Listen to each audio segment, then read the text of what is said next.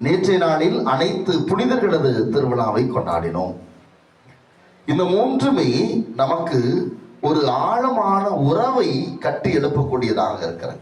எனவேதான் திரு அவை இந்த மூன்றையும் எவ்வாறு சொல்கிறது என்றால், விண்ணகத்தில் நேற்று நாம் கொண்டாடிய புனிதர்கள் தங்களது வாழ்க்கையில் வெற்றி பெற்று விண்ணகத்தில் வீற்றிருக்கிறார்கள். எனவே அந்த விண்ணக திரு அவையை வெற்றி பெற்ற திரு அவை என்று திரு அவை அழைக்கிறது.